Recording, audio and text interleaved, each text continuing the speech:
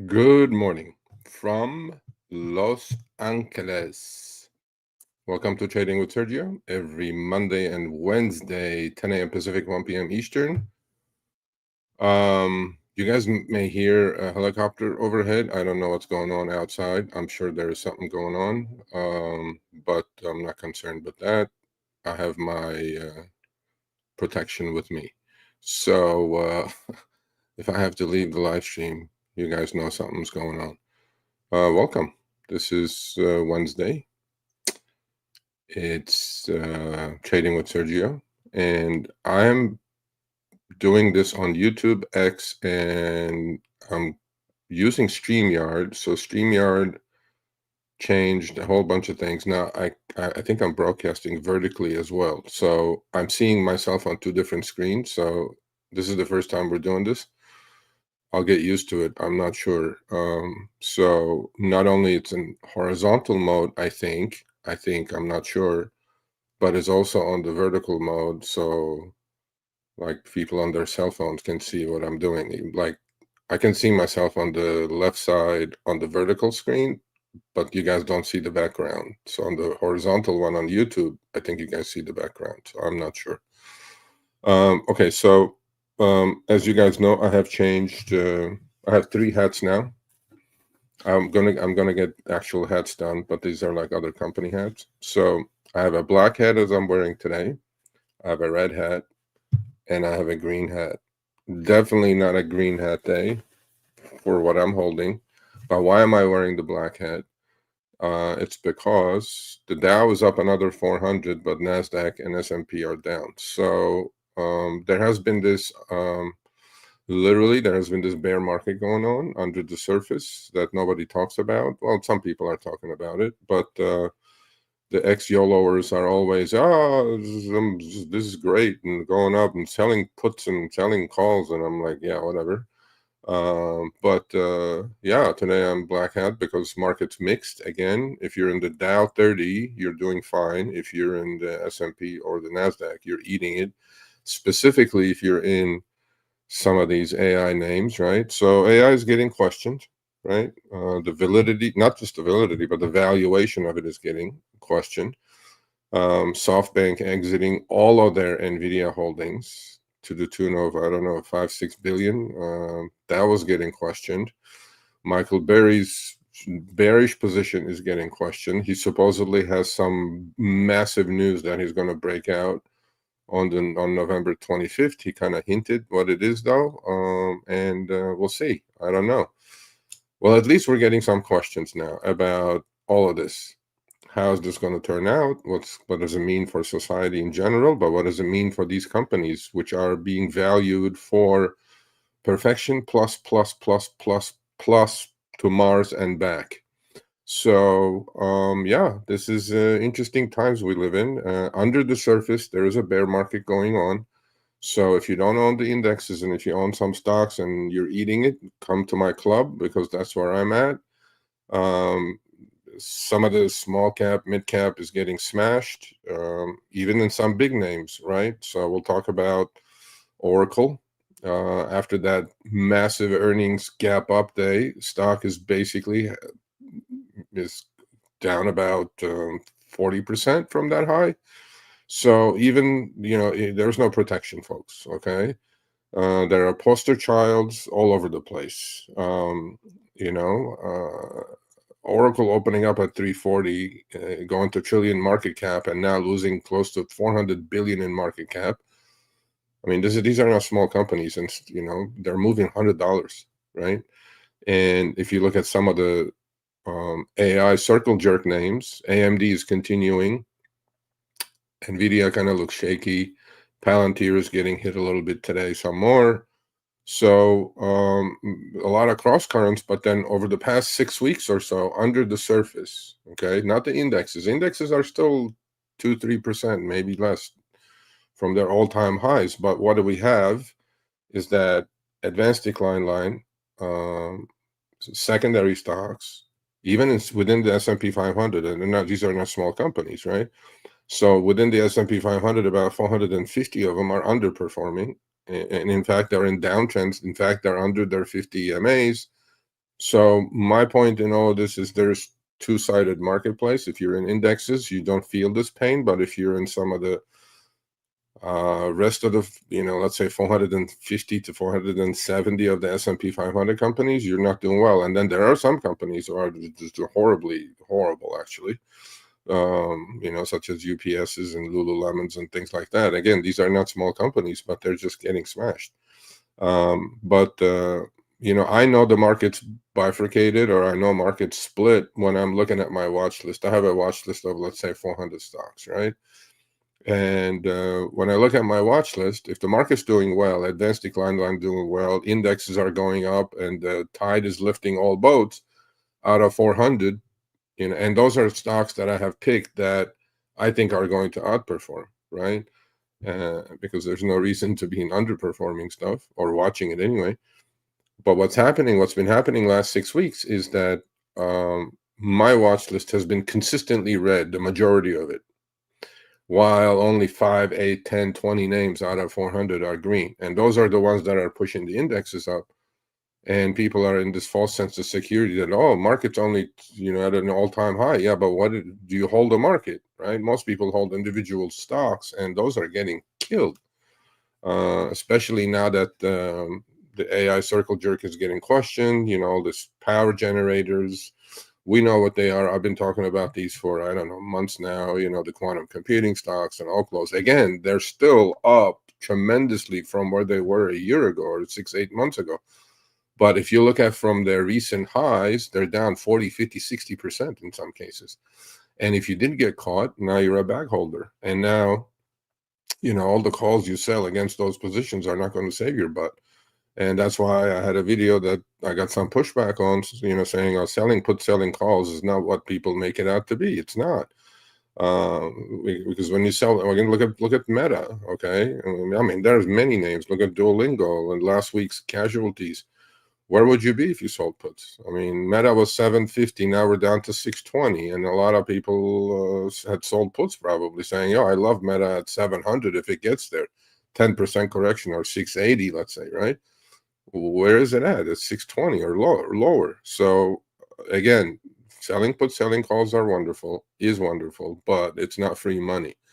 It's not what it is that people talk about on X constantly. Oh, look at this premium I took in, look at that premium. Like, okay, here's a perfect example. If you a few days before Meta earnings, okay, because you looked at the juiced up IV and stock is 755, you go, okay, for Friday, we're going out 3 days, I'm going to sell some puts. They're very, juicy. There's $3, $4. Okay, cool, great. Okay, you sold the puts. Earnings come out. Stock gets smashed. Next day, stock is 650, 660. The puts you sold for $3, $4 are $40 now. There goes your account. Bye-bye. See you later. Unless you have a big enough account. Or you're going to take assignment. Well, most people sell puts not because they want to take assignment, and then they'll say, yeah, well, I wanted to own this anyway. I'm like, no, you're down 10x on the put that you just sold.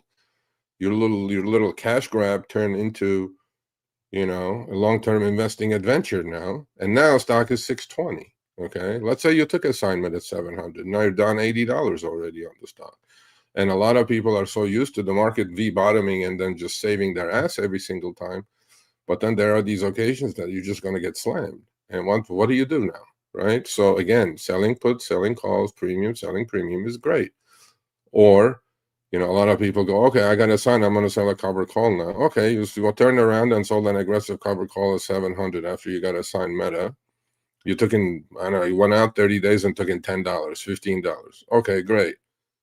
How's that going to protect you when the stock is 620, down another $80 from your point of purchase? So all of this is made out to be, or made out look, it looks like on X, people are like, I sell puts, I do this, then I sell calls, I wheel this. There's no wheeling. If a market's in a bear market, there's no wheeling, folks. Wheeling is going to get you to the poorhouse in a bear market. And market's not even, indexes are not in a bear market, but I definitely am calling a bear market on the 460 of the S&P 500 stocks. I mean, it's night and day. So my point in all of this is, is be careful out there, buyer beware. And then obviously now we have the, the BMNR craze going on, Tom Lee's dad, digital asset treasury company that's accumulating ETH like it's going out of style. So, okay, a lot of people are stuck on that now. But then I see these fools, and I'm going to call them fools with all due respect. In fact, you know what? Let me put the link up. So if you guys want to join the live, you're more than welcome to do so. We can discuss all this. I mean, this is truth here. I'm not sugarcoating anything. I'm calling it the way I see it. If you disagree, you disagree. So, all these folks, like a BMNR is going to break out and do this, and they do lines and chopsticks, and, I'm going like, what are you guys doing? BMNR is not going anywhere. BMNR is not even a common, well, it's a common stock, obviously, but it's not like a regular company. It's a debt. The only thing they have is net asset value, which is the ETH holdings. I get it. I get the whole premise that ETH is going to be Wall Street one day. Everything is going to be on the blockchain. Blah blah blah blah blah blah. I get that.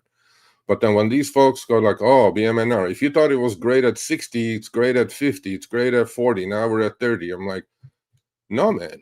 If ETH goes to 2,500, BMNR is going to be $25. But then what they do is they do technical analysis on BMNR. I go, no, go do technical analysis on ETH. If you do that and then you see the downtrend, then maybe you shouldn't be, going so crazy about BMNR, because BMNR on its own is not going to go anywhere. Unlike a regular company that has earnings, right? That has cash flow, that has all these things that you can analyze. But on these DATs, there is nothing. Like I'm stuck in one. I'm stuck to the tune of 30 grand in one. And I did defined downside risk trades. And I'm still stuck. Imagine if I didn't do defined downside risk trades. Where would I be? So the point again, buyer beware, understand what you're buying. Don't just go read X or YouTube or whatever. Some of these, whatevers they are. I mean, they call themselves gurus or whatever. And follow them, because it's just, you're going to get hurt.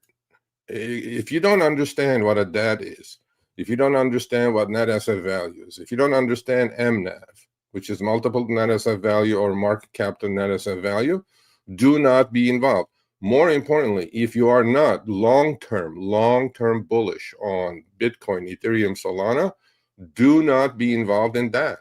You're just going to be in pain. Now, what you're going to do is you're going to buy, you're going to sell calls, try to lower your cost basis. I get all that because they have juicy premiums. Maybe that'll save your ass a little bit more than some other ones. But who was the poster child in all of this? Strategy. Now I see a lot of people who are upset to Michael Saylor. Michael Saylor did exactly what he said he was going to do. Michael Saylor didn't lie. Michael Saylor is not doing anything. But people bought, MSTR at 2.2 MNAV when it was $500 a share. And now MNAV is down to 1.18, 1.2, maybe less. The stock is continuously going lower, right? When Bitcoin was at 110,000, or exactly where it's at now, 104, 5,000, BMNR was 500. I mean, MSTR was 500. Well, today we're at 225, down more than 50%. So in all of this, all I'm saying is buyer beware, understand what you're buying, do your own due diligence. Don't listen to some fool on X because they're talking their book. Talking your book means nothing. Drawing lines on charts means nothing. Nothing. Absolutely nothing. Look, I'm as good a technician as anybody around the world. I can read charts as good as anybody. But I'm not going to be dumb enough to go draw lines on BMNR saying this is what's going to happen, because it depends on ETH. If ETH doesn't go anywhere, BMNR is not going anywhere. So somebody join. Let's see. I don't see you on the, maybe your camera is turned off and your volume is turned down. So if I see your face, I'll put you on stage.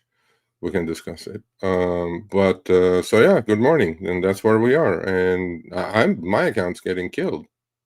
And I'm in low risk, again, still 75% cash, but even with what I have, because they're option positions, they're just melting away.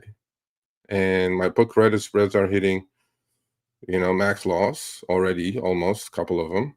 And now what do you do? But at least I know from a certain point, I'm not going to lose more. But then if you're holding shares of BMNR, SBET, or some of these other DATs or MSTR, you're getting smashed. You can sell all the calls you want. You can sell a call on MSTR at $300 or whatever it is, and taking $7. Well, the stock is down $7 in a single day. How's that going to protect you? So cover calls don't protect you on the way down, and cover calls actually limit your upside on the way up. But we talked about these a million times, so let's not get into it. But I'll share the positions. Look, this is this under the surface bear market that's going on is very, very obvious to me. All I have to do is look at my watch list every day. Today, everything is red, with the exception of couple. And it's tough. It's a tough market. You're going to bleed. I mean, there's slow bleed. And my concern in all of this is, what if the indexes start selling off now? What do you think is going to happen to all the stocks that are already down 30, 40, 50% from their highs? I don't think they're going to outperform and then, go up while the indexes are finally returning lower.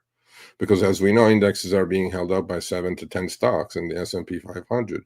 What if NVIDIA starts selling off? Okay. What if some of these Mag 7 start selling off? Meta is doing it already.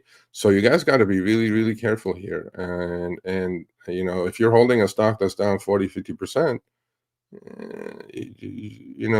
reason is maybe it's a wonderful stock company you're holding. Maybe it's overpriced. Like if you're holding Oklo, if you're holding quantum computing names, if you're holding some MBIS or some of these, AI power center, AI data center power generators, you're going to get hurt. You are getting hurt. You're down 40, 50% from the highs. Now, you can do the roller coaster thing. You can say, okay, for long term, I'm going to hold it. Okay, cool. I have nothing to do with that. But, if you're a trader, you need to pay attention to what's going on, because you can't absorb 40, 50, $60 moves in a stock. So, well, he showed up and he left. So, but anyway, the link is here if you guys want to join. Andrew, was that you that joined? Okay, join again. All right, good morning. Good morning, everyone. Jenner Green, good morning. Traveler, Doug. Maybe we should have stayed at Ahmad's. Look, shoulda, woulda, coulda is not going to get you anywhere. Shoulda, woulda, coulda is not going to get you anywhere. All it's going to do is make you more upset. So Andrew says, I agree, but then we couldn't talk to him. So anyway, the link is here, folks. If you guys want to join, please join. I don't know what's going on. I'm seeing this little vertical screen. I think some people are watching on their cell phones, maybe on the vertical live. I don't know what's going on. All right. So, as today's title indicates, market's not healthy. Without a question, market's not healthy. I'm looking at my cell phone, so I'm looking at Bitcoin and ETH and Solana. So those are the three I follow. The rest I really don't pay any attention to. Bitcoin 101,625, down 1.5%. Okay. Look at MSTR, down 8 points. It's just like MNAV is getting crushed on all of these folks. The one I'm in, MNAV just broke 0.8. And a lot of people go, BMNR is never going to break one. Good luck. When it does, I'll be doing another live and we'll talk about it. So the problem with all this is that if you're buying BMNR now today at 1.2 MNAV, which is a lot lower than what it was before, ETH can go up and MNAV gets crushed some more. BMNR may not even go up. So you guys need to understand all of this before you get involved with these DATs. There is the new poster child, another poster child, this ASST. I have a massive option position on with leaps going to 2027. I'm eating it in the position. Okay, I bought it as almost like a lotto ticket, but do your due diligence. What's ASST? What do they have? They're merging with another company. Obviously they're a DAT. They just floated a preferred, which was oversubscribed. But then now they have a 12% commitment on that preferred. Well, they're not a regular company that has free cash flow. So where's that going to come from, right? Study all of this. Understand what you're buying. Buyer beware. Don't just go because, okay, there is a gentleman named Mike Alfred, I think, who supposedly he's an influencer on X, and he bought 1 million shares of ASST at $1.10 or something like that, and since then ASST is all over X, my X feed. Okay, who's Mike Alfred? Okay, maybe he had some success in the past. I don't know the gentleman. I'm sure he's fine. And because he bought it, everybody's jumping on ASST now. Well, go do your due diligence. Is ASST worth $1.10? Is ASST worth $1.30? Now, if you're long-term bullish on Bitcoin, if you think Bitcoin is going to 200, 300,000, yes, ASST is a bargain at $1.25. Because just automatically with their Bitcoin holdings, and their MNAV is going to go through the roof. Or their NAV, not as a value, which is just Bitcoin, is going to go through the roof. Yeah, of course. If you're long-term bullish, yeah. But if you're trading, you're not trying to grab pennies here and there, following these influencers, as good as they may be, they're holding, their holding thresholds are different. Their reasons are probably different. But if you're trying to grab pennies, you're going to get hurt. The other thing is, all these poster childs, Open Door, another poster child, Beyond. Look where Beyond is, $1.15. 50 cents to $10 to $1.15. How many bag holders are in Beyond? So all I'm saying is, I don't know any better, but what I do know is, if you get involved in these, expect nothing but pain if you get caught with one. And if you do get caught with one, take your loss and get out, as opposed to saying it'll be okay. One day it'll go back up. So yeah, that's where we are. What are we doing? Let's see. I'm seeing myself twice, just not used to this shit. Anyway, so the link is here. If anybody wants to show up, please show up. We can talk about anything you guys want to talk about. Okay, there's an ex-member. There you go. Oh, yeah? I mean, we talked about that, Mojo. We talked about that, right? Oh, now I see the comment on top as well. I don't know what's going on. Yeah, we talked about that. I mean, we've been, I mean, you were my member. I've been talking about this MNAV situation for months. And knowing all this, I'm losing money. But at least I'm at the point that I can't lose more. So now I'm in a holding pattern. Do I believe ETH and Bitcoin are okay long-term? Yes. Do I buy any of these million Bitcoin Michael Saylor stories or Tom Lee stories of ETH going to 20,000? No. No. For me, the price is what it is today. If Tom Lee is, Tom Lee's the GOAT. Nothing wrong with Tom Lee, following Tom Lee. But if you're buying BMNR just because Tom Lee is involved, if you're buying ASST just because some influencer said so, if you're buying something else or Beyond, or because Open Door or whatever, so because some YOLOer, is saying so on X, I wouldn't do it. I wouldn't follow any of that. Buyer beware. Figure out who you are. Figure out where you belong. Figure out if your account can handle that drawdown. Figure out if you bought Beyond at 3, rode it to 10 overnight, and now down to $1. Figure out if you can handle that. Figure out you should be holding any of this stuff. So my point in all this, buyer beware, be warned, study your stuff. Nobody knows what the market's going to do. If anybody says I know, they're full of shit. So nobody knows what the market's going to do. Nobody knows what a stock is going to do from day to day, let alone hour to hour. So have your risks parameters set, and sometimes take a loss. So admit you're wrong. Like I am admitting I'm wrong. I have 4-5 positions. All three out of 4 are wrong, and one is hanging in there.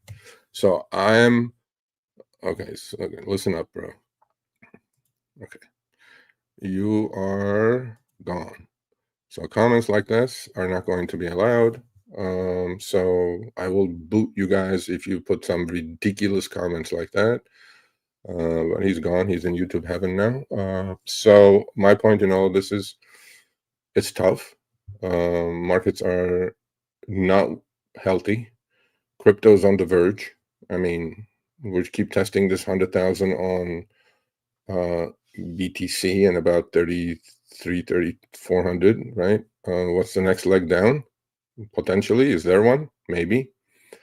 Again, if you're long term, look, I do believe the story. The story is U.S. government's debasing the currency, your currency losing value, you have to be in hard asset. I'm all in for that.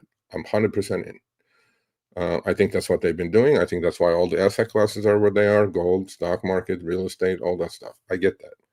I know how to protect myself. But then there is long-term investing and there is short-term trading. So if you're doing both, great. But if you're trading, you have to understand you're dealing with short-term stuff. If you're long-term investing, great. I have a long-term investment account. I have 4 stocks in there now. I added UPS today, and that's a different story. But if I'm trading, I cannot allow myself to sell a put and be in the money by $100 or $50 or $80. I just can't. That's how you blow trading accounts. And yeah, that's where we are.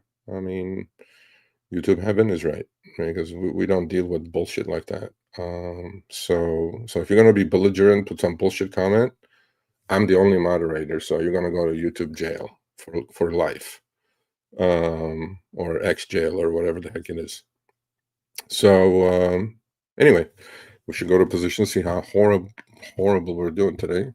Again, I'm wearing the black hat. Okay, let's do some housekeeping now that more people are in the room. Let's see. Okay, so Monday, Wednesday, trading with Sergio. Fridays, Power Hour, 10 a.m. Pacific, 1 p.m. Eastern. Today, I have a members only live at 4:30 Pacific, 7:30 Eastern. I love doing those. It's more intimate, more one-on-one kind of a situation. So if you choose to be a member, click join, send me an email, sergio@sergioavedian.com. I will send you the Telegram chat group link. I post all my live trades. None of this is trading, financial, or investment advice, but I post all my live trades as soon as I do them on the Telegram chat group. Also, I post my positions at the end of the day for them, and on the YouTube channel community page, full transparency, wins, losses, all of it. I post my positions, because that's the other thing that I see on X. I go, oh, look, I made $1 million on this. Oh, look at this position. Oh, look at that. It's nothing else, nothing there. I'm posting my full positions. It's for everyone to see. Again, gains, losses, all of it. So I post those Monday, Wednesday, Friday on the community page of the YouTube channel. And you can see that. But then again, there's about a 1 day delay. I may get into something. I may get out of something the next day. So yeah, I mean, that's where we are.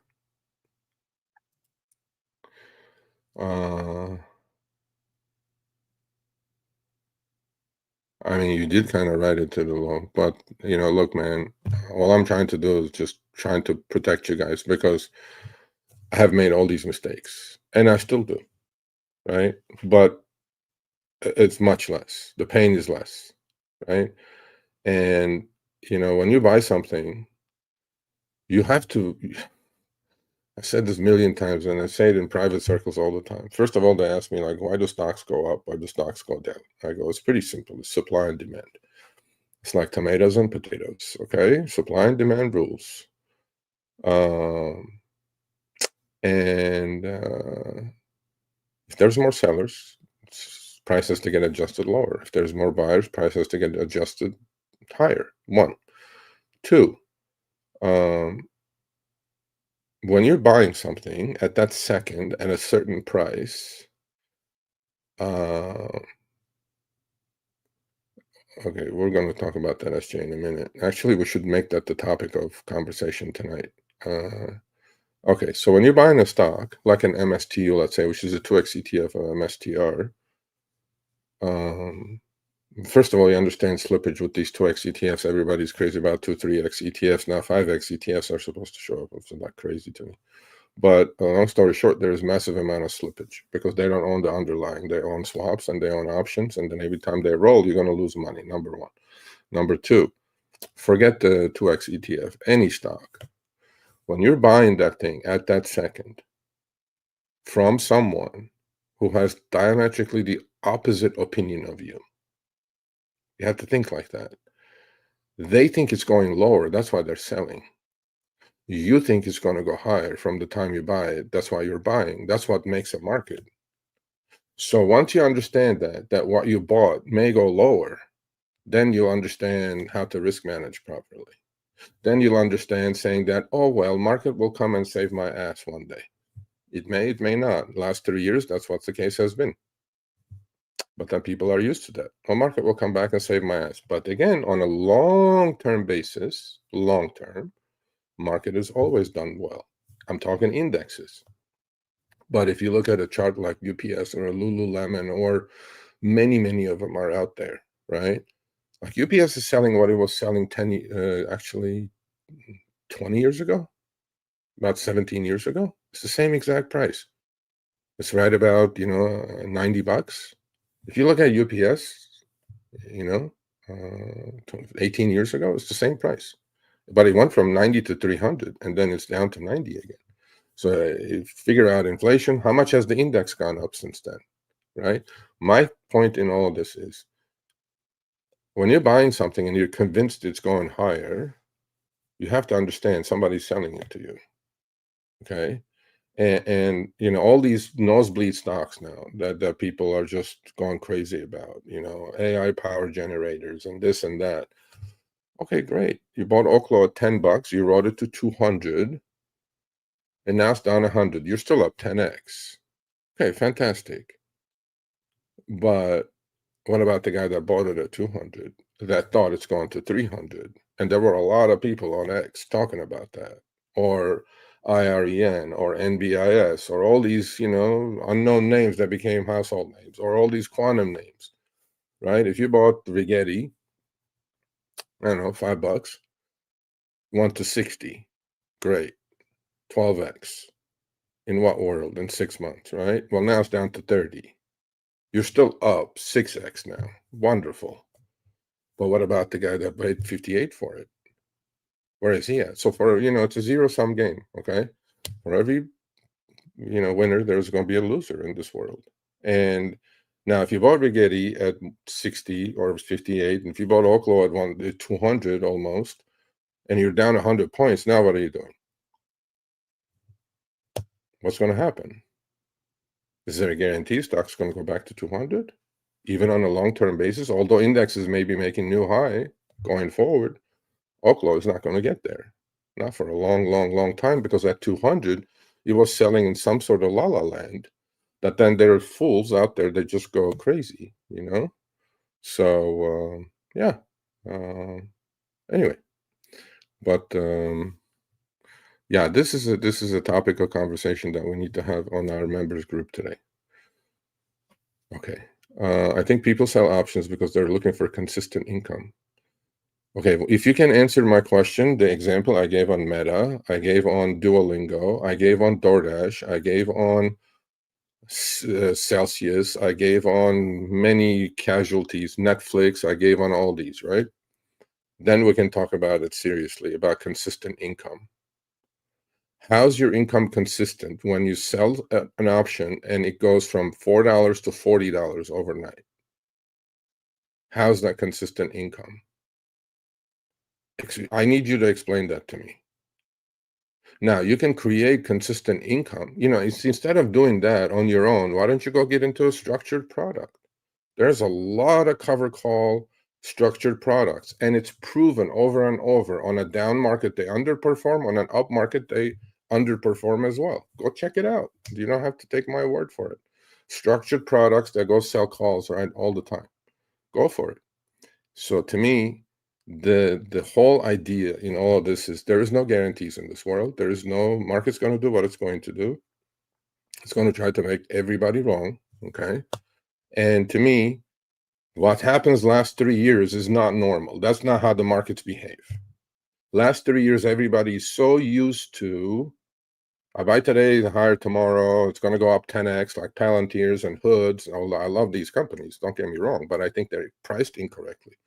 And then I have two choices. I can chase, and I know chasing doesn't end well, so I'm not going to chase. I'll sit on my hands. I'll just sit on my hands. That's what I'm going to do. That's what I'm going to do. But I was a $10 Oklo buyer. Okay, well, where'd you exit? Or are you still in it? Congratulations. You have a 10x. You had 20x, now you have 10x. That's long-term starting investment right now. Yeah, no, that you can. Well, look, that you're keeping pace with inflation at least. So that's a good question, good segue. So this is what I believe. I believe there is massive need for financial literacy in this country. Okay, the rich have figured this out.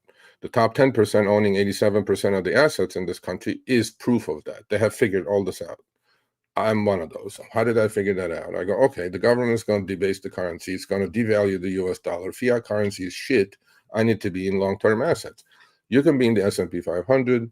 You could dollar cost average into an S&P 500 as passive investment, and you would have done extremely well. Now, government says inflation is 2%, 3%. It's not. It's a lie. It's a lot higher than that. US dollar loses 6%, 7% of its value every year in buying power. So, but at least S&P 500 or triple Qs will give you 10, 11%, including, reinvesting the dividends. So you're keeping pace, and then you're going ahead. I mean, you're at least keeping pace with what's happening in the country. So I would not, again, I agree with the first part of the comment. The second part, I'm setting aside money to invest in tempting to start now at the top or save. If you bought, Justin, every single top, 1987, and then crash, 2000.com at the top, bought every top, okay, every single top, and then 2008 GFC top, you bought the top tick, okay, 2020 19 pandemic, you bought the top, April, or the tariff liberation bullshit, you bought the top, you still be so far ahead, even if you bought every top, if you dollar cost averaged, and if you patiently held. And again, that's power of compounding. So a good segue would be, I want to fix financial literacy in this country. Believe it or not, I have another channel with much larger audience, and I think the people that I cater to on that channel are definitely in need of financial literacy. But I think every person in this country is in need of financial literacy, starting in elementary school all the way to college. So I created a website which puts out free newsletters, free. I'm not selling you anything. I don't have a Discord channel. I'm none of that stuff. I'm just asking you for your email. So every Monday at 12 Pacific, you'll get a free newsletter in there. And it talks about these basics, power of compounding, rule of 72, dollar cost averaging. What's an ETF? I mean, people don't know. People don't know in this country. All they do is they go buy an iPhone every 3 years on 3-year installment payments, and they think their life is good. No, you have to invest, especially if you're young. Time is on your side. You must invest. Forget about picking stocks. Let the pros handle that. Go and, the dollar cost average into an ETF. And long term, you're going to do it amazingly well. That's how you're going to create wealth. It's not going to be by, putting your money in a CD or some ridiculous, or worse yet, putting the money in the bank. God forbid, right? By the way, I'm not against debt. I'm for debt, but managed properly. But then, unfortunately, we know we cannot manage debt, because I'm looking at, on the Fred website, I'm looking at auto loan delinquencies, prime and subprime, credit card delinquencies. They're reaching 2008 levels, just about. This is with a healthy economy, supposedly. According to the government, the economy is great. No, it's not. But again, all this you have to figure out, and the market is telling you where the economy is at. But is it truly? No, because under the surface, there is a lot of carnage. Above the surface, the index is doing perfectly good, because they depend on about 7 to 10 stocks. If you're lucky enough to be in those 7 to 10 stocks, you're doing great.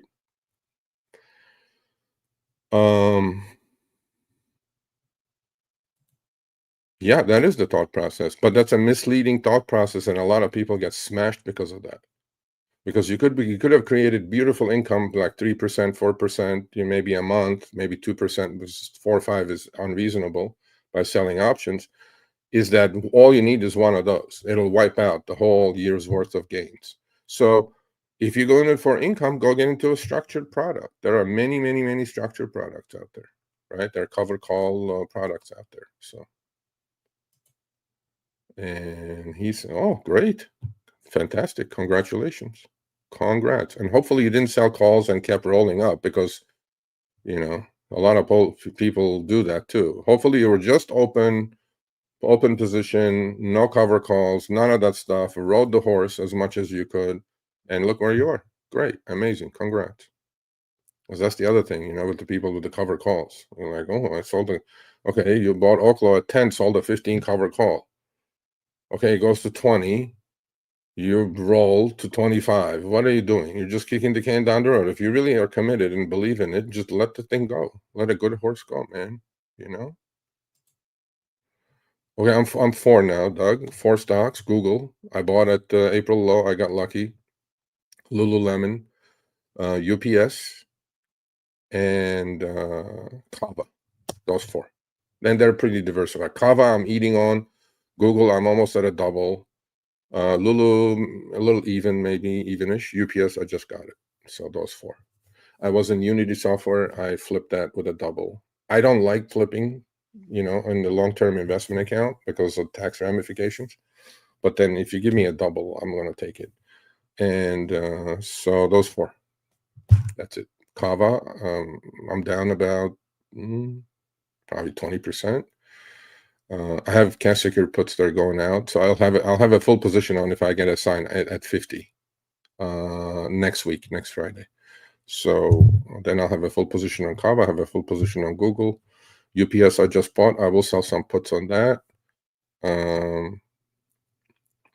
You know, and Lulu. That's it. Andrew says, no, I don't sell. Okay. Oh, you only do directionals? Yeah, that's another headache that I need to explain to you at some point. You can't be too successful putting too many directional bets on options over long periods of time. Anyway, all right. So what else are we doing? Anybody want to come on? You know, let's do it. Let's put the link on. I want one of these BMNR chopstick drawers to come on and explain to me what their purpose is in life. Yeah, there's the link. So if you guys want to come on, come on. See, I put the link, it puts it twice. Oh, it puts it on the vertical and it puts it on the... I get it. I get what's going on. Okay, cool. Actually, I like this format. You can watch me on your cell phone live. If you're watching shorts, I think what's happening is that if you're watching shorts, you know how people flip on YouTube Shorts? And then live is showing up. The live is showing up as a short, and then you can click on and watch it, I guess. I get it. I get what YouTube is doing. Oh, bigger audience, maybe. I don't know. All right, let's go see the blood. Should I change to my redhead? Because I'm about to look at my account. Like, disaster. Freaking disaster. See, nobody will tell you that on YouTube because I don't give a shit. I have nothing to prove. I've been doing this for 30 plus years. I've seen it all. I have nothing to prove to anyone. I don't have, you know, I'm not in a pissing race with anyone. I'm competing with myself, and more importantly, I'm competing with the market. That's enough competition for me. I'm not going like, oh, look at this guy, look at that guy. I'm like, who cares? I'm fine, thank you. I appreciate it. All right, so you guys can see this, hopefully. Yes. Okay, cool. What do we have? What's going on? S&P 500, you know, see, chugging along, and then I'll put up some charts, and you guys will see what a disaster of a situation. This is my positions. I trimmed some. Yeah, good thing I trimmed that yesterday. Anyway, so let's get with it. Let's get on. Okay, ASST. I'm in it with the January 2027 leaps. I have 325 of those, 2.5s. I have 250 of the, I added some today, 250 of the 5s. I was short equal amount of the 10s. As you guys can see, my cost on the 10s is 38 cents. I bought a lot of them back at 15, 20 cents. So My cost basis on the long side is going lower because I was in a call debit spread, so I'm covering the short leg of the call debit spread, letting the lotto ticket go. Next position, Beyond Meat. I had bought 300 of the $1 puts when the stock was rallying.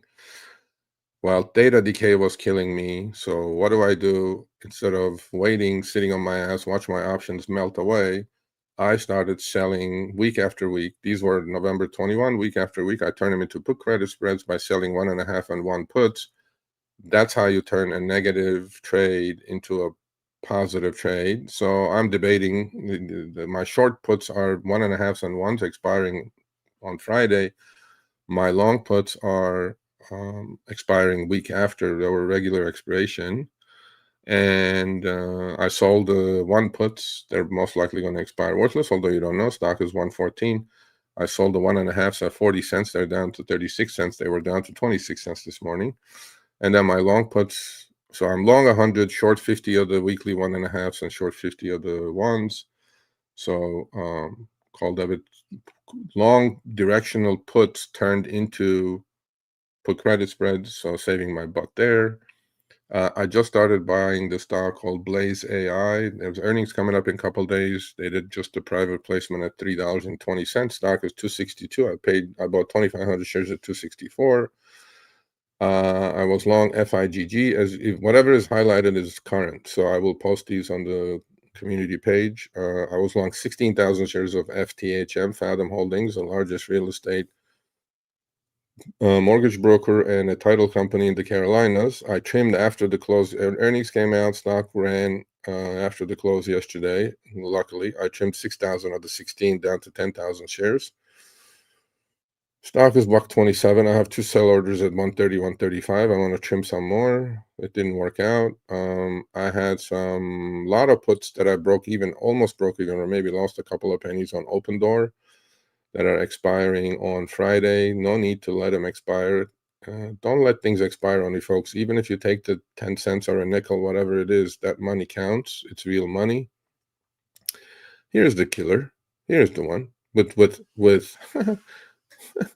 with defined risk downside trade down shit ton of money, and I'm like, I wonder if it was not defined. Oh, it would have been a lot worse. So anyway, what do we have here? I have 80 short put credit spreads going out to January 2026. Short 15 calls, long 12.5. Sorry, short 15 puts, long 12.5 puts. I put them on about $1.60 credit.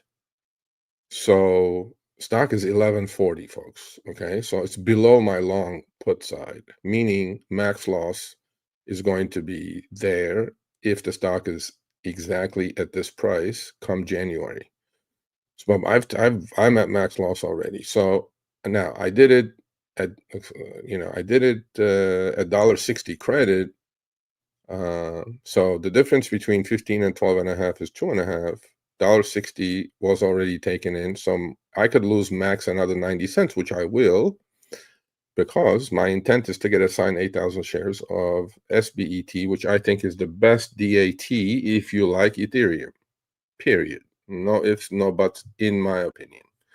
But then again, we can debate that as well, as opposed to BMNR or some other ones. So yeah, I'm gonna get assigned 8,000 shares come January, third Friday of January, if the stock is under 15.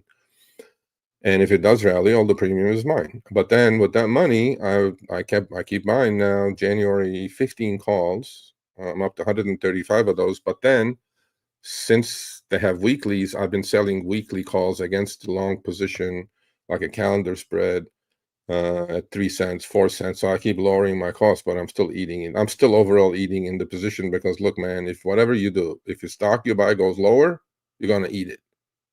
Deal with it. That's it. When I did this trade on SBET was 16.5 or 15.5. Sorry. That's when I put on the 15, 12.5 put credit spread. I'm not dumb enough to do it here, right? Because if I were to do it now, if January comes, I don't want the stock, I can roll, do a whole bunch of things. I have choices. But what I'm trying to say is Stock is down $4 from where it is. Okay, I can get out of those put credit spreads I put on at $1.60. Literally, I can get out at like maybe $1.85, $1.90.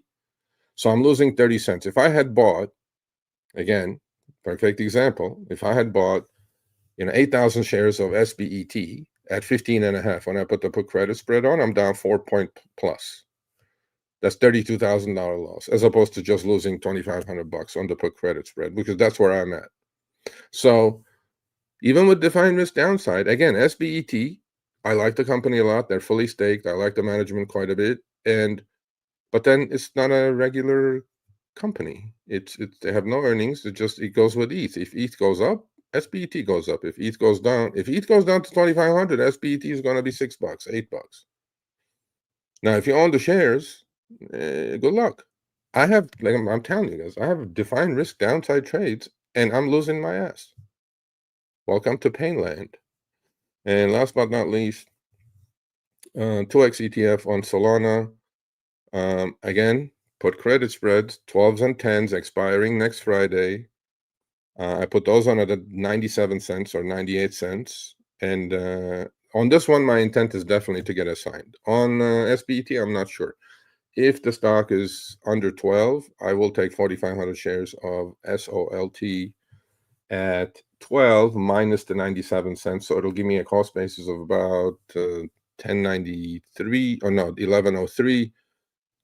Stock is 1080. I can deal with it because the calls are so juicy on these that I can sell weekly calls and get myself out of there, or on an alley I'll get out. But my intent is 100% getting assigned SOLT at 11. So and if not, then again, put credit spread will like yesterday, stock was 13.5 high. My put credit spreads were 50% gain. Today, stock is 1080. My put credit spread, actually, again, let's look at that again. So if I have bought the stock at 12.5 yesterday, I'll be down $1.70. Okay, I have a put credit spread on. Where is that at? If I were to get out, push comes to shove. If I were to get out of that, okay, they're $1.52, so I'll probably get them out at 175 and sell the 10s at about 70. So I'm losing maybe 15 cents, 18 cents, although the stock is down 2.5. So these are called defined downside risk trades, and you can still lose, folks, because I took in $1. The difference between 12 and 10 is 2. I took in $1, 97 cents. Max loss is 2. I can still lose $1.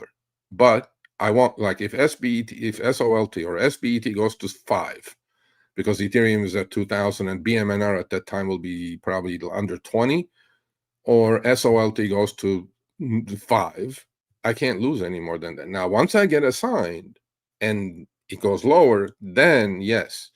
But then I have choices. I'll figure that out when I get there. Beyond Meat, I'm going to have a choice on Friday. Most likely, I'm just going to clean it up. I am just cleaning the account up.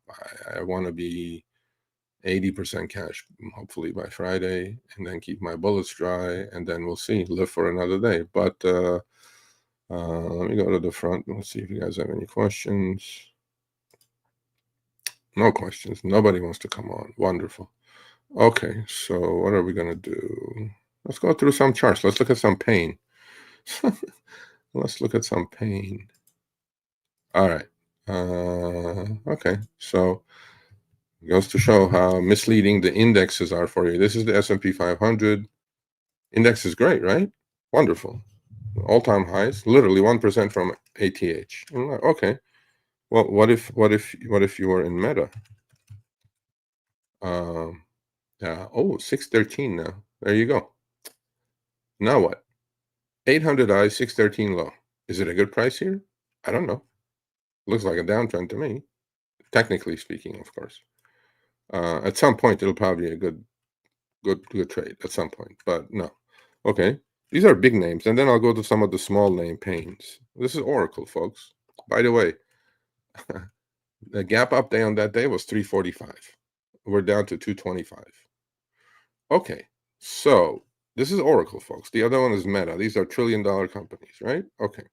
If they are doing this to these names, what do you think they're going to do to your small name? Right? You're going to get smashed. So the point is, sit on your hands. Don't be involved. So that's Oracle. On the 200 EMA, technically, into support now. Gave up everything and some more. of that circle jerk. But more importantly, there is something called a CDS. And when I was doing mortgages, and you guys remember in 2008, credit default swaps, right? Okay. Do you know if you guys have a Bloomberg terminal, you should go check the CDS on Oracle. Go look at that chart. It's a complete opposite of what's happening here. It's going through the roof. That means people cannot just wait to buy insurance on Oracle. CDS credit default swap is an insurance you buy in case the company fails. We're talking Oracle, folks. I'm not trying to scare anyone. I'm just talking to reality here. Go look at on Bloomberg terminal what the CDS on Oracle is doing. Supposedly, they're going to run out of cash in November of 2026. Look, I don't know any of this stuff, but I just look at the price. The price is telling me the story. So let's go look at some of these. Here's the next poster child of craziness. Oh, by the way, let's just look at beyond. Okay, so here's the poster child. There you go. I mean, if you got caught in this, God bless you. God help you, more like it, not God bless you. Here's BMNR. People just look at, so about month and a half ago, people were drawing like wedges like this, because that's why I don't draw lines on my charts. I like naked charts. So they draw this wedge. Oh, the wedge broke out. Oh, great. Yeah, it went here, and then it broke under and over. Now you draw another line here. These chopstick gurus, they just keep drawing new lines all over the place. I'm going like, no, let's do it. Let's do a draw line here.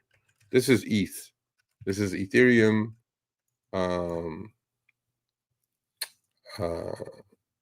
iShares ETF. Okay, so let's take a look at this, because a lot of people think BMNR is just going to do it by itself, or SBET is going to do it by itself. No. So if Ethereum is going lower, BMNR is going lower, SBET is going lower, all of them. So let's do a price comparison, right? Let's see if BMNR is outperforming, because people go like, oh yeah, MNAV is like this and MNAV is that. Okay, let's just do it. So the top on ETHA, which is the ETF, iShares ETF of Ethereum. Let's look at the top and look at the percentages. Okay, let's do it. So on 10/7, October 7, the top was 36 on ETHA. Okay, all right. Today, we're at 26. So how much is that? That's 10 points. What's 10 points on 36? About 30%, right? Okay, so 10/7 to today. Not even a month yet. Well, yeah, about a month. Okay, let's look at BMNR in the same time zone. And let's look at SBAT. People, this is what I call it. ETH is the dog, BMNR, SBAT, all these DATs are the tail. If ETH is not going up, BMNR is not going anywhere by itself. In fact, it's going to go lower even if ETH doesn't go, because MNAV is getting crushed. But then again, all right, so let's look at it. So same day, okay? 10/7. Here's 10/7. Exactly. This is 10/7. BMNR, $67 a share. Okay? All right. Today, BMNR, let's be generous. Let's be generous, $40. So, ETH is down 30% from, 36 to 26, the ETF. The same thing on Ethereum, by the way, 4,500 to 3,400, down 25, 28%. BMNR from 67 to 40. That's $27. So it's actually down more than Ethereum. 27 on 67 is close to 40%. So again and again and again, folks. Now, a lot of people are going to say, oh, it's into support. It's into this. It's into that. See, they're going to draw this line now. They're going to go, oh, there's support in here at, I don't know, what is this price? It looks like pain, actually. It looks like 30. Or support there, then draw another line here. They draw another line there. I go like, you guys are fools, man. And then SBET actually has done worse, because MNAV keeps getting crushed. And SBET is my horse in this game, right? Okay. So let's look at SBET from October to now. 1150 now. October 7th, when ETH was at the high, October 7th. Let's just not lie to ourselves. October 7th. Oh, look at this. This is worse actually because MNAV keeps getting crushed on this. This was October 7th, right there. 20 bucks. Today we're 11 and a half. 8.5 points. That's over 40%. That's because MNAV at 20 bucks was at 1.1. Now we're down to 0.79 to 0.82. And that is what's happening, folks. Wall Street is shorting the crap out of these and buying the underlying, which is ETH. And that's what they did with MSTR. So wake the F up, folks. Here is your strategy. Down another $8 today. Okay. Let's look at now on the IBIT is the Bitcoin ETF. iShares Bitcoin ETF. Okay.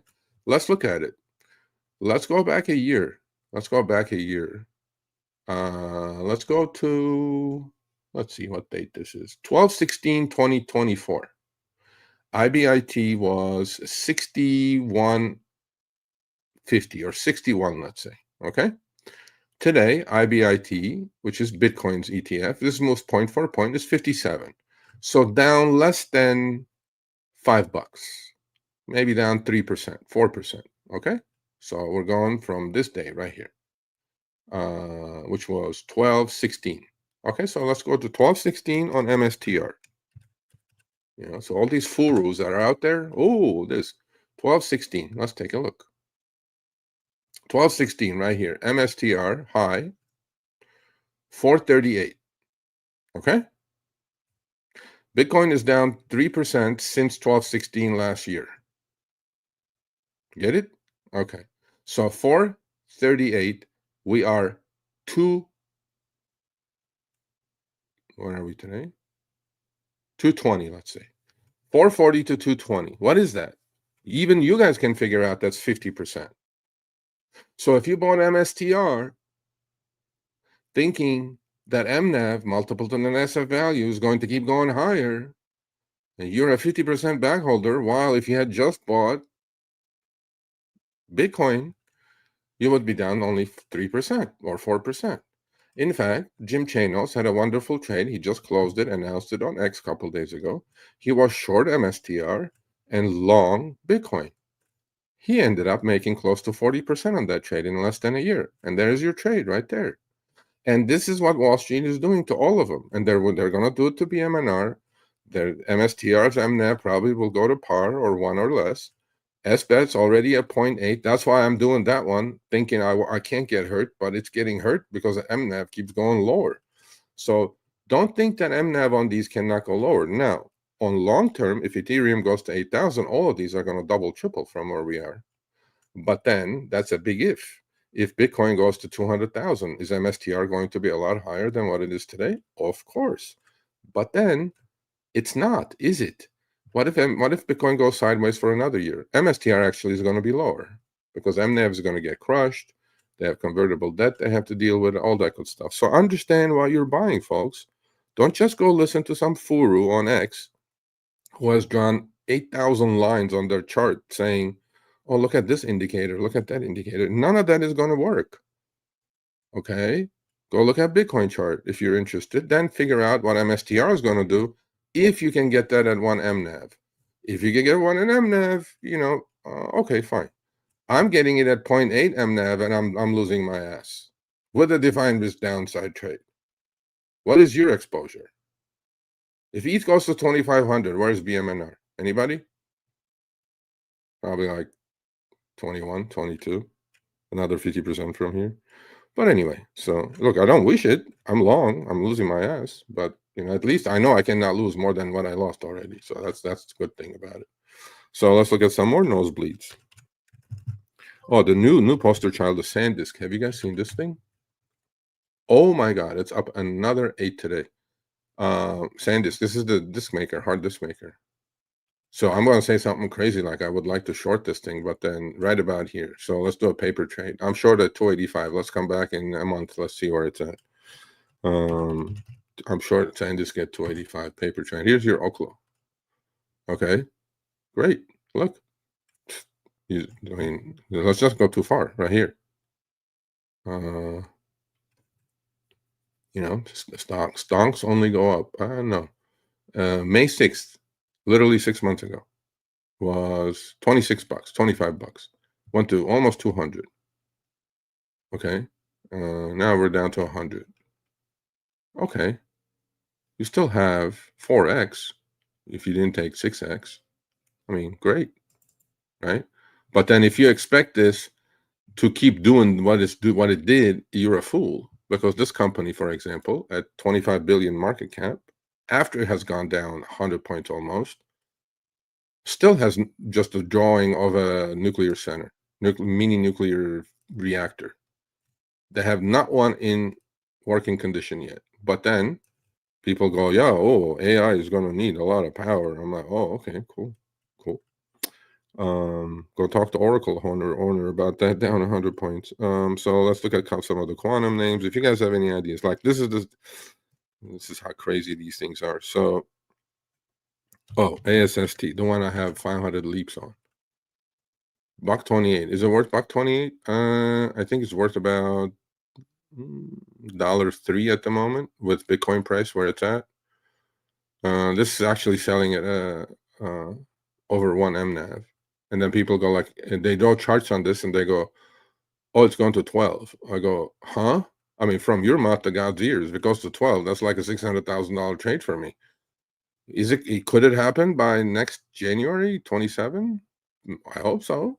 But if it doesn't, I'm not going to cry about it. Again, define risk downside, folks. So what else? Let's look at some of the quantum names and then I'll answer some questions and then go have a cup of coffee. There's your Rigetti. Under 30 now. Great. I mean, if you bought this thing, you don't go back too far. If you bought this thing, it was a good trade. I'm not going to deny it. If you bought this thing, okay, before the breakout, let's say for all the chopsticks folks, right here, the breakout is today, right here. This big all volume day, up day. If you bought this thing 9/12, less than 3 months ago, it went from 16 to 60, almost 58 in a matter of few weeks. And now we're down to 30. Okay, so I was short this thing, by the way. Covered too early, obviously. But my point is, okay, this thing is going to go do a round trip or probably go down to 20. Again, even at 30, it ain't worth the paper it's printed on. Because fundamentals have to come into play. Technicals are technicals, but fundamentals have to come into play. When Rigetti is $30 billion or $25 billion market cap, and their sales, forget profits, their sales are $5 million a year. I mean, this thing was more expensive than Palantir, for God's sakes. And here's Palantir, still holding in there. I don't know. Here's SoFi. A lot of people like SoFi. Yeah, up to 32, 33. And had a little whoosh, scared some people off, and then actually new all-time high, looking great. I don't know. Here's Hood. I like this company quite a bit. We should pull back. Is it topping or is it consolidating? It looks like consolidation before it goes higher. Some of the Max 7 stuff, Apple, all-time high almost. Google I own. UPS I bought today. Yeah. I mean, UPS did actually, I think it's turning around. So I paid 95, 80, I think. I should have bought it a couple days ago when it pulled back after the breakout, after the news was after the earnings, actually. Plus, UPS has $1.64 dividend a quarter, folks. That's like $6.40. I mean, we're looking at like 6-7% dividend. I'll take it. I like it. And, but then again, we go back, UPS. Okay, UPS hit literally $80. I have to go back like literally to oh my God, I was wrong. Actually, I was right. 2004, yeah. 21 years ago it was $80. And I probably have to go further, but okay, so there's your UPS story. If you bought UPS in 2004, you're even. That's not my cup of tea. I bought it now. I bought it today. So, and I'll sell some puts on it. But yeah, man, not everything is what it seems to be. That people go like, "Oh, this is great." I'm like, Again, don't forget, for every buyer, there's a seller. And so I do like UPS though. I kind of pulled back, tried to close the gap. Technically, again, chopstick talk. Hit over 100, pulled back to 91. That's when I should have bought, but then the market was like on it. You know what? So, what else? Nosebleeds. Some nosebleeds. Who got smashed? I like a couple of names. Path, I like quite a bit. It's kind of consolidating. It's getting in my buy range. I bought BZAI today, Blaze AI. It broke out, and look where it's at. What is it at? 263. I think I'm going to turn that into a covered strangle if I can get some premium out of it. Earnings are out in a couple days, or tomorrow, I think. Not that it's going to matter. I don't know, man. What else? What else am I? Oh, Resolve. I want to buy Resolve, actually. Oh, we're down to 324. Yeah, maybe yeah. You know, a lot of people got hammered on Oscar because they couldn't make a deal.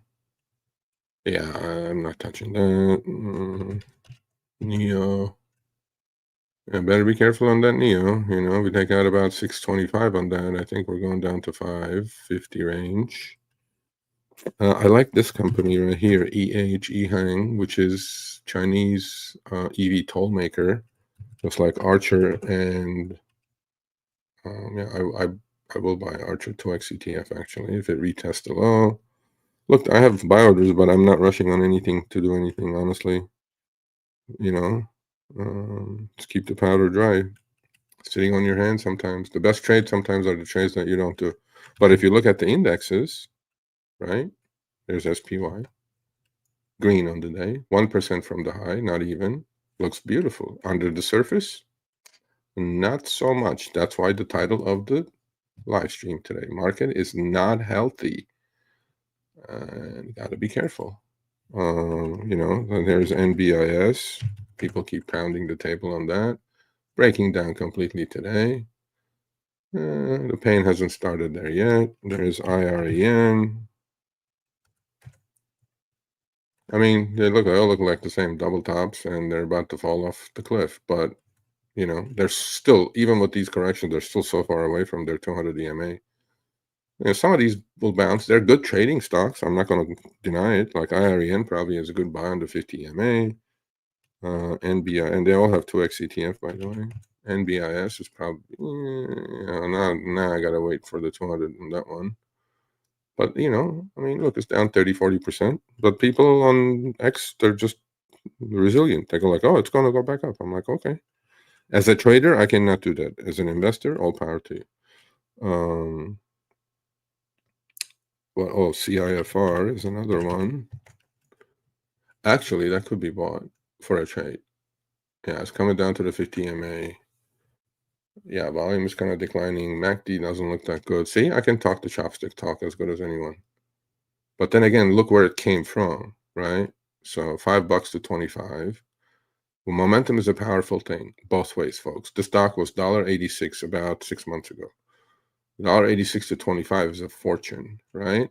Okay, so always think of where it came from. Is it going to go there? No, but there is a lot to fall if, see, this is my point in all this. Market's 1% all-time highs, and these stocks are selling off.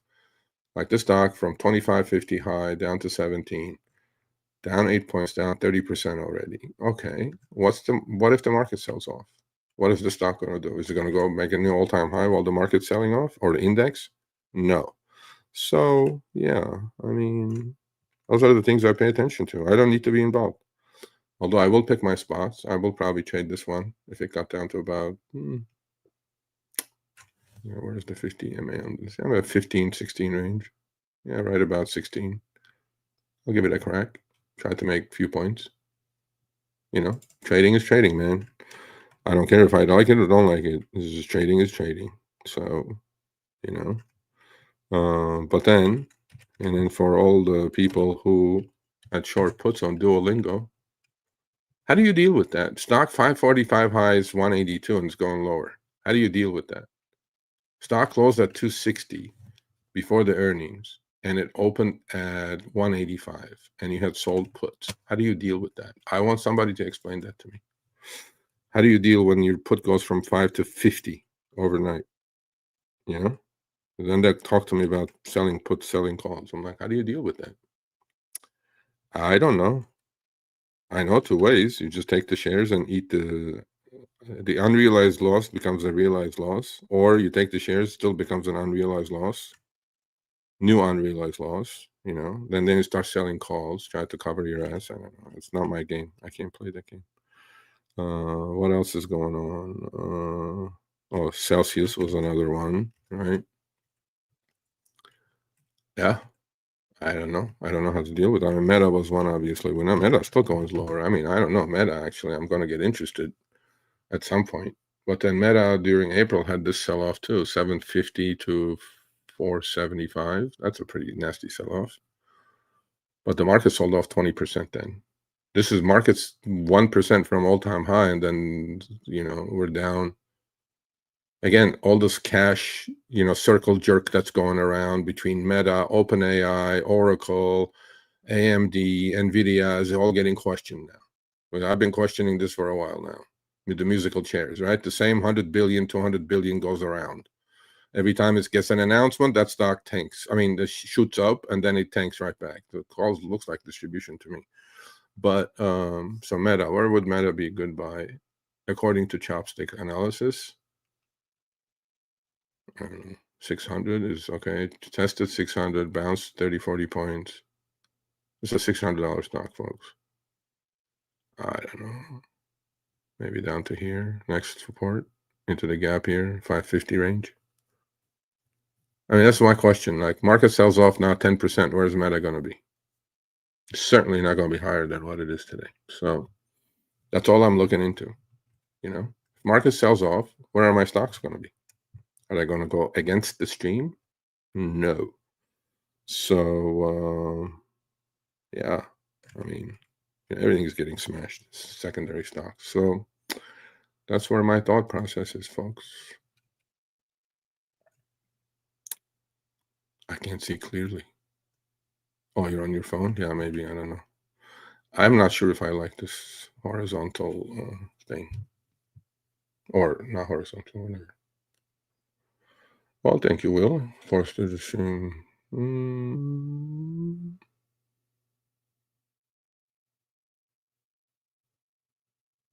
Wrong question. What's a good stock to start out for? There's no such thing. Go index it.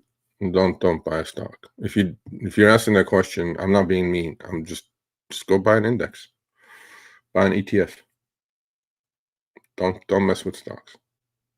Although I would highly recommend you go subscribe to my newsletter on my website, www.sergioavadian.com. So I would love for you guys to help me with financial literacy in this country. So I'm going to look down and put the website address in. There's already 4 blog articles. The website is new. It's about a month old. Share it. Talk about it. It's going to teach you pretty much, finance is complicated. I can make it as complicated as possible.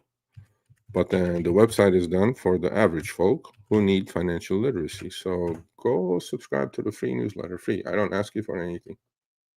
None. Other than your email. All right, let's see. Is it me the screen is rubbed? I don't know. Is there a resolution? I think it's you.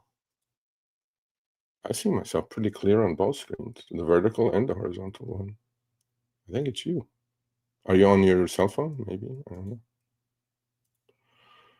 know. Doug says, I closed my RGT at 30 puts today with decent money, but only 30 man.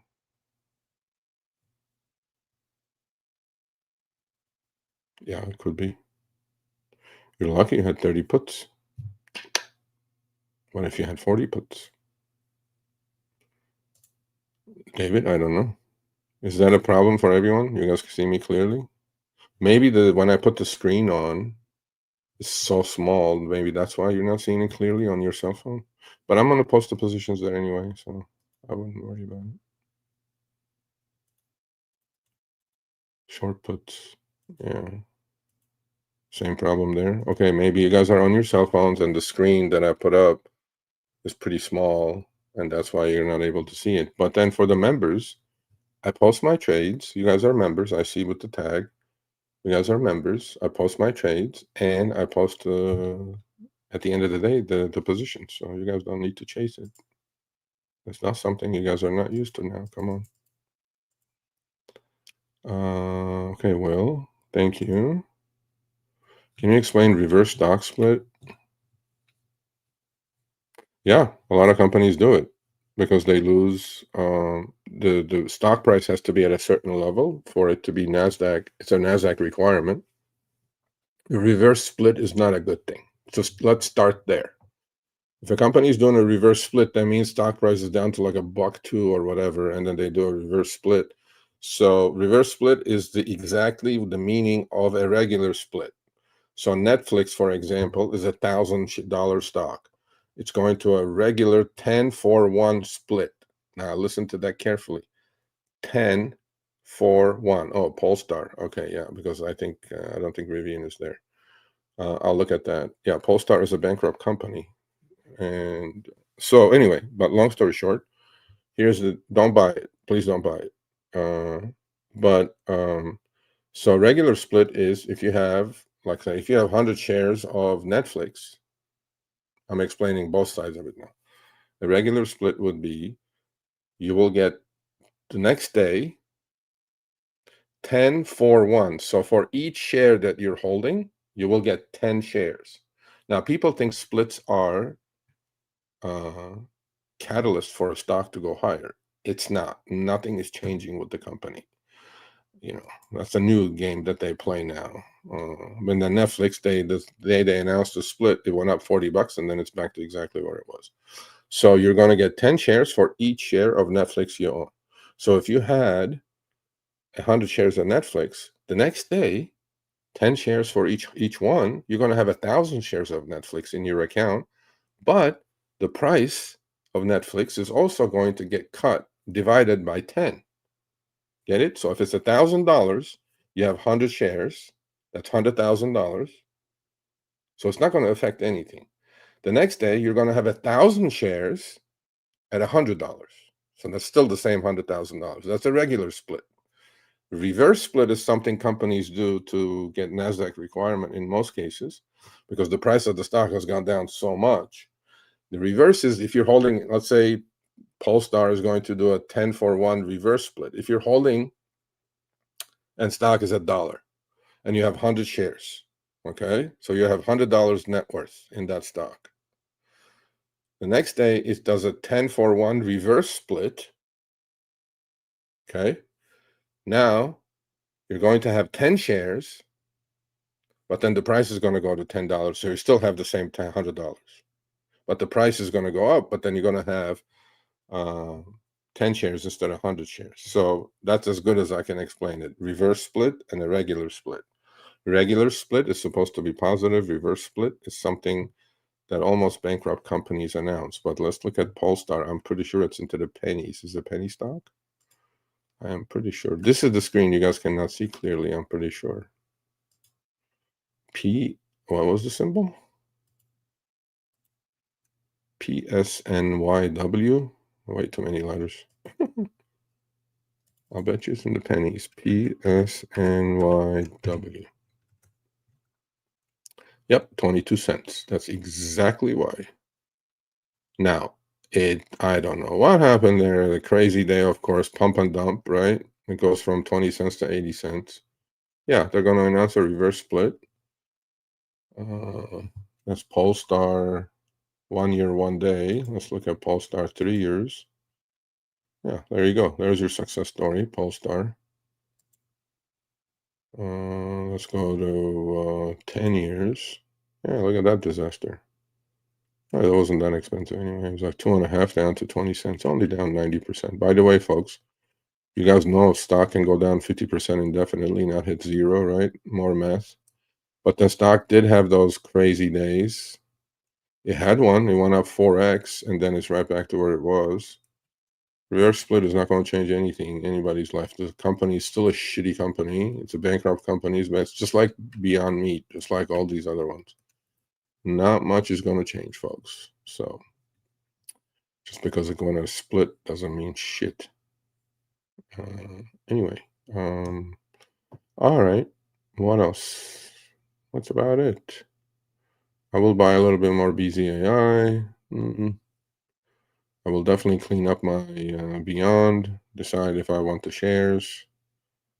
Oh, okay. I may just take my break even or 10-cent loss on that SOLT because we're down to 1064. Yeah, I gotta learn how to take losses, folks. Anyway, if you have no more questions, I'm gonna go have a cup of coffee. All right, so I'll see you guys on Friday. May all your shorts tank and may all your longs skyrocket. I wish you health. If you like these live streams, please share and sometimes show up. I mean, you guys are shy. You guys are not showing up. I would like one of those Twitter, and with all due respect to all of you, most of you are full of shit, but just come on, just let's talk about stuff. Let's just question the validity of. See, I'm posting everything. I'm posting losses. I'm down 20 some grand on the SBET. I'm not proud of it, but I'm wrong. So far, I'm wrong. But talk about your losses a little bit, folks. There's not too many talk about losses. They all put their gains, and they all put some screenshot that's like Adobe Photoshop almost. I go like, okay, just put it up. What do you have to hide? Don't put your account up, obviously, but put up a position that shows an account number and not the account number. You can cross the, but it looks kind of valid, real. Yeah, I would like those folks to come on and have a not a debate, but a discussion about what they're doing. And I want to be as successful as they are. I don't know how they're doing it because the way they're putting it up or representing it is not going to work. That I know. That I know. Okay, you're gonna go. I have no idea what that is, and you're spamming, so you're gonna go to YouTube heaven as well. Bye bye. I have no idea. So when you do vertical streaming, I think you get a lot of these spammers. But what else? That's about it. See you guys on Friday. Power Hour, 10 a.m. Pacific, 1 p.m. Eastern, and see all my members today at 4:30 p.m. Pacific, 7:30 Eastern. Much love. Oh, okay. You can talk about hymns if you want. Now or under members? Let's do that in the members.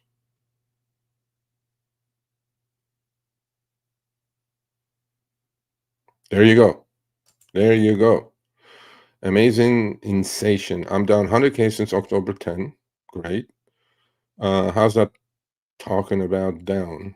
I don't know who you are, sir, but if you want to grab the link and come on, we can talk about it if you want, what your positions are and how much worse it could get or how much better it could get.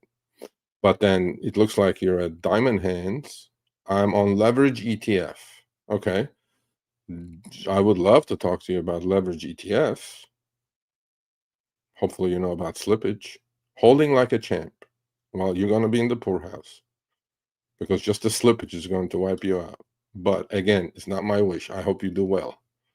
But if you're holding like a champ leverage ETFs, even if the underlying goes up, your ETF may not go up. Those things are for daily trading purposes, not to buy and hold, unless you're in some sort of generational up move like Palantir and stuff like that. But I don't know you on Twitter, so my Twitter is in the show notes, so you can come follow me. We can have a discussion, or I can put the link up. We can have a discussion, whatever you like. And great, you're proud of your loss. So am I. At least you're talking about it. So 100K. What kind of drawdown is that of your account value? Is it 10%? I'm sure it's, I don't know. So why don't you put that up? Like you have $1 million account, you're down 100 grand. I have a 6-figure trading account. Like I'm down, I'm still green for the year, but barely. So, what's 100 grand to you mean? What does that mean? Percentage wise? You have a 10 million account, you're down 100 grand. I don't know. Again, all these things that people put out, put the numbers out. Again, I don't know who you are, and I don't question you. But if you're posting your losses on X, great, do it. But then your attitude about holding strong like a champ, diamond hands. I mean, what's going to happen if the market sells off another 10%? What's going to happen to those ETFs, leverage ETFs? And I don't know what you're in, so I can't question it. But maybe you bought those leverage ETFs on Oklo and Rigetti and Nvidia and Palantir and SoFi and all the right stocks that have gone up 20x, and you're down 100. Okay. But again, context is important. Anyway, anybody else? Anybody want to come on? So I got juiced up now. Actually, 11:30. How about Friday? How about we make a date on Friday? How about we make a date? We'll do a town hall. How about we do a town hall on Friday? I think I'm going to do that. Let's do a town hall. Let's have some option sellers come on. Let's have some ETF holders come on. Let's have some diamond hands come on. Let's have some paper hands come on, and then we'll just have a community meeting. I think, I heard about that. I don't talk about politics. I did like her as a regulator myself. I do not like the mayor of New York City. So New York City is trying something new. I don't think he's going to do 10% of what he said he was going to do, because I don't think they're going to let him do it anyway. His mayor's, he's a mayor. He's not the governor. So, he has city council to deal with and this and that. Look, I can't be a socialist. I'm a capitalist. But I'm a fair capitalist. I'm not a vulture capitalist. Okay? But, I mean, there are some, to a certain degree, successful socialist countries, unlike Cuba, unlike Venezuela. In the Scandinavian countries, there are a couple of okay ones, like Norway and Sweden, right? There are some IKEAs from Sweden, massive multi-$100 billion company. Norway has probably one of the largest sovereign wealth funds because they have oil and gas and they don't squander the money. So they take care of their people. So in that case, maybe socialism. I don't know. But then look at the scale. Compare US to, I mean, is Norway as big as New York City? I don't think so. How many people are in Norway? I'm not sure. China is communist. It's not socialist. China is completely rigged. The government runs everything in China. In Norway, government doesn't run everything. Like in Cuba, government runs everything. In Venezuela, government runs everything. Those are not even socialist, actually. The pure socialist country in my book is Norway, Sweden, maybe Denmark, maybe. I mean, look, there's levels of socialism. China is not socialist. No. You have zero freedom in China.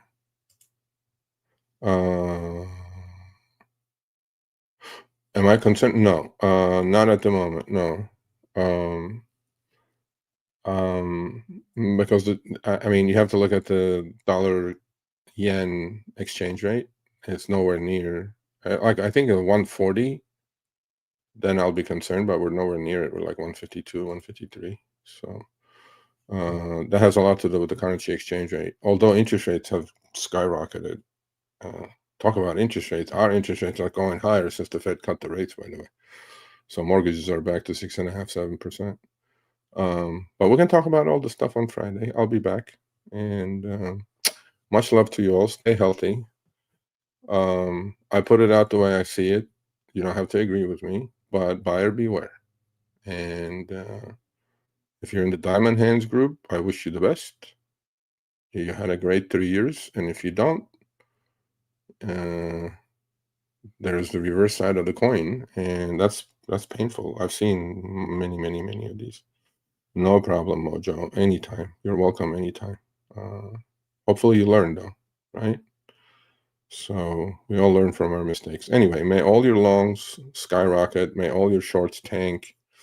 I will see my members at 4:30 Pacific, and then I will see the rest of you on Friday in Power Hour, 10 a.m. Pacific, 1 p.m. Eastern. Put a thumbs up. My manager says algorithm likes it. Share. And go subscribe to my newsletter on the website, free. You get one every Monday. I think it's great. Oh, that's a good topic for Friday. I don't think that's going to happen. I don't think they can do the 2,000 tariff checks until the Supreme Court decides if tariffs are valid or not. And I did listen to the arguments in front of the Supreme Court.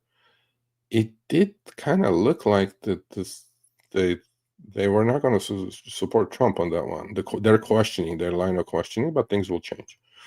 I don't know. It's more boost. That's better for Bitcoin. More money in the system. Great. Let them do it. Let them do it.